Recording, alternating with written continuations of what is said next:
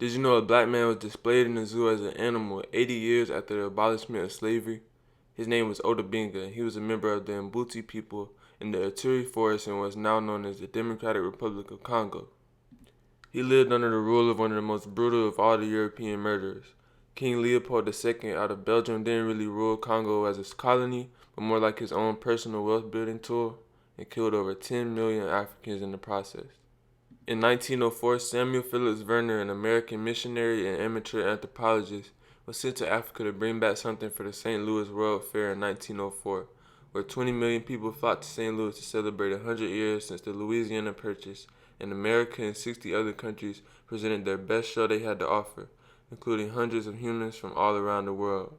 Benga had been kidnapped after his whole village and family were slaughtered. Werner was able to buy Benga from his labor for as little as a pound of salt and a bolt of cloth. He was also able to get more than 10 African men to come to the U.S. for the fair. Looking at historical records, the African exhibit and Oda Benga specifically were one of the most popular exhibits at the whole fair. His teeth were sharply filed as a child as a cultural ritual, and that contributed to Americans making him out to be an animal. One newspaper even described him as the only genuine African cannibal in America. During the fair, Benga and the rest of the Africans were treated more like prisoners than laborers. They were forced to stay at the fair site for months in the cold of St. Louis, but they still made the best out of their situation, and he even grew a friendship with the Apache chief, who was also on display, Geronimo. After the fair, the Africans were paid a fraction of the money they actually brought in, and it was arranged for them to go back to Africa. While back in the Congo, Benga tried to live in the Batois village of the other men who were on display with him, but he felt like he didn't fit in and ended up coming back to America with Werner. In 1906, Benga was hired at the Bronx Zoo under the impression that he was there to help maintain the animal habitats, but the zoo actually had plans to put Benga on display. He became just another animal in the zoo and was portrayed as the missing link between monkey and man. African-American clergyman, most important James H. Gordon, quickly protested the display of Benga in the zoo. He was quoted saying, "Our race we think is depressed enough. Without exhibiting one of us with apes, we think we are worthy of being considered human beings." A writer for the New York Times responded by saying, "It is absurd to make moan over the imagined humiliation and degradation Benga is suffering.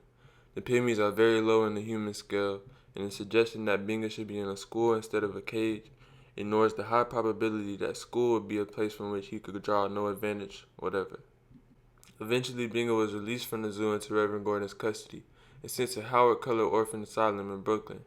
Gordon got Benga's teeth capped, bought American clothes, and he was sent to Lynchburg, Virginia, to go to Virginia Theological Seminary and College.